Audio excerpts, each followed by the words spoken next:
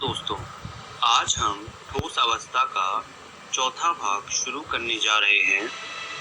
इस वीडियो को शुरू करने से पहले आइए देखते हैं कि हम आज के इस वीडियो में कौन कौन से विषयों पर बात करने वाले हैं।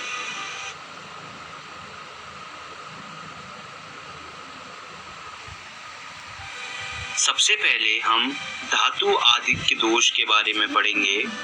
उसके बाद हम विद्युतीय गुणों के बारे में पढ़ेंगे और आखिरी में हम चुंबकीय गुणों के बारे में पढ़ेंगे।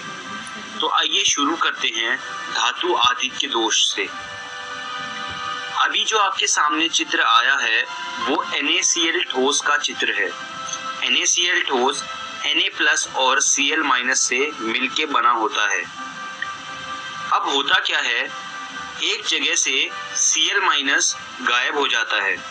Cl- के बाहर निकलने की वजह से उस जगह में एक इलेक्ट्रॉन कब्जा कर लेता है। जब वो इलेक्ट्रॉन कब्जा कर लेता है तो उस जगह को जहां पर वो इलेक्ट्रॉन होता है उसे F सेंटर कहा जाता है।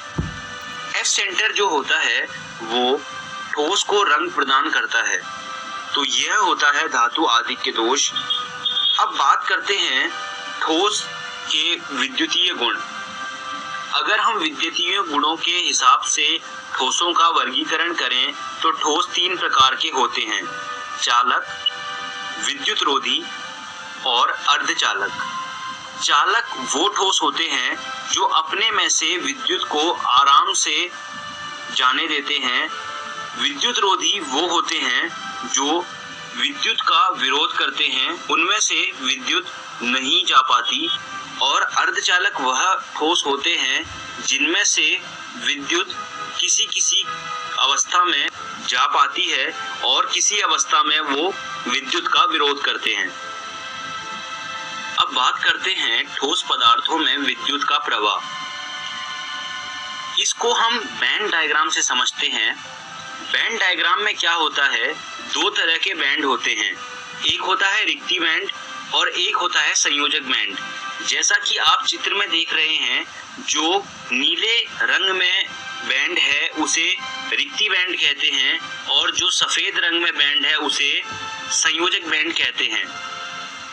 जो इलेक्ट्रॉन होता है वो रिक्ति बैंड में मौजूद होता है, लेकिन अगर हम चाहते हैं कि विद्युत का प्रवाह हो तो उसके लिए हमें इलेक्ट्रॉन को रिक्ति बैंड से संयोजक बैंड में डालना होगा। ये तभी मुमकिन है जब दोनों बैंडों के बीच का जो अंतराल है वो लघु हो या फिर वो हो ही ना। तो धातु के केस में क्या होता है, जो रिक्ति बैंड होता है और जो संयोजक बैंड होता है वो एक दूसरे के ऊपर समा जाते हैं। तो इसकी वजह से क्या होता है, विद्युत के प्रवाह में कोई विरोध उत्पन्न नहीं होता। और वहीं अगर हम बात करें अचालक की, तो अचालक के केस में क्या होता है, रिक्ति बैंड और संयोजक बैंड के बीच में जो अंतराल होता है वो काफी ज्यादा होता है। तो इसकी वजह से क्या होता है कि जो इलेक्ट्रॉन है वो उस अंतर को लांघ नहीं पाता और उसमें से चालन नहीं हो पाता। तो अब बात करते हैं अर्धचालक की। तो अर्धचालक के केस में क्या होता है, जो रिक्ति बैंड होता है और जो संयोजक बैंड होता है उसमें जो अंतर होता है वो लघु होता है। तो इसकी वजह से इलेक्ट्रॉन किसी किसी अवस्था में उस अंतराल को लांघ पाता है और किसी किसी अवस्था में उस अंतराल को नहीं लांघ पाता। इसीलिए अर्धचालक के केस में विद्युत का प्रवाह हो भी सकता है और नहीं भी। तो ये था एनर्जी बैंड डायग्राम। अब बात करते हैं परिभाषाओं की। कुछ परिभाषाएं हैं जिनको आपको थोड़ा ध्यान देना होगा, थोड़ी महत्वपूर्ण है वो परीक्षा के उद्देश्य से। पहली परिभाषा है अपमिश्रण। इस प्रक्रिया में चालकता बढ़ाने के लिए ठोस में उचित अशुद्धि मिलाई जाती है। वैसे तो हमने बचपन से ये सीखा है कि अशुद्धि को नहीं मिलाना चाहिए किसी भी चीज में, क्योंकि चीजें शुद्ध ही सही रहती हैं। लेकिन ठोसों के केस में ऐसा नहीं होता। ठोसों के केस में हम उचित मात्रा में अशुद्धि मिलाते हैं। इसका कारण ये है कि अशुद्धि मिलाने से ठोसों की चालकता बढ़ती है। तो यह अपमिश्रण की परिभाषा है। अब बात करते हैं इलेक्ट्रॉन धनी अशुद्धियों की। ये अशुद्धियां वो होती हैं जिनमें इलेक्ट्रॉन की मात्रा ज्यादा होती है। इलेक्ट्रॉन न्यून अशुद्धि, इन अशुद्धियों में कम मात्रा में इलेक्ट्रॉन मौजूद होता है। जैसा इलेक्ट्रॉन धनी अशुद्धियों में इलेक्ट्रॉन ज्यादा मात्रा में मौजूद होता था, इन अशुद्धियों में इलेक्ट्रॉन कम मात्रा में मौजूद होता है। इलेक्ट्रॉन धनी अशुद्धियों को अंग्रेजी में एन टाइप सेमीकंडक्टर कहा जाता है और इलेक्ट्रॉन न्यून अशुद्धियों को अंग्रेजी में पी टाइप सेमीकंडक्टर कहा जाता है।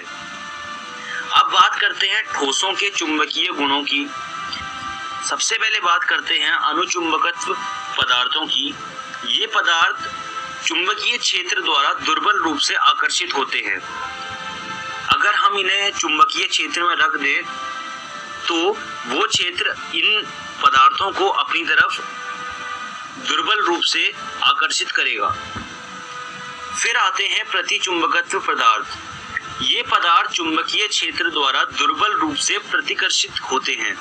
प्रतिकर्षित मतलब जो चुंबकीय क्षेत्र है वो प्रतिचुंबकत्व पदार्थों को अपने आप से दूर भेजने की कोशिश करता है। फिर आते हैं लोह चुंबकत्व पदार्थ। ये पदार्थ चुंबकीय क्षेत्र द्वारा प्रबलता से आकर्षित होते हैं। मतलब अगर हम इन पदार्थों को चुंबकीय क्षेत्र में रख दें तो चुंबकीय क्षेत्र इन्हें प्रबलता से अपनी ओर आकर्षित करेगा। लोह चुंबकत्व पदार्थों का सबसे अच्छा उदाहरण है लोहा और कोबाल्ट और निकल। अब बात करते हैं प्रतिलोह चुंबकत्व पदार्थों की। इन पदार्थों में डोमेन जो होते हैं वह एक दूसरे के विपरीत अभिविन्यासित होते हैं। तो यह थे ठोसों के चुंबकीय गुण। अब हम इस वीडियो के अंत में आ गए हैं, तो आइए देखते हैं हमने आज की इस वीडियो में कौन कौन सी चीजें पढ़ी। सबसे पहले हमने धातु आदिक के दोषों के बारे में पढ़ा। उसके बाद हमने विद्युतीय गुणों के बारे में पढ़ा। उसके बाद हमने चुंबकीय गुणों के बारे में पढ़ा। मैं उम्मीद करता हूं कि आपको मेरी पढ़ाई हुई चीज़ें समझ आई होंगी और एक सुझाव देना चाहता हूं कि आप रसायन विज्ञान की एनसीईआरटी भाग 1 से ये सारी चीज़ें एक बार दोबारा पढ़ लीजिएगा और इस अध्याय के सारे प्रश्न एक बार हल कर लीजिएगा। ऐसा करने से आपके जो कॉन्सेप्ट्स हैं वो अच्छे से क्लियर हो जाएंगे। धन्यवाद दोस्तों।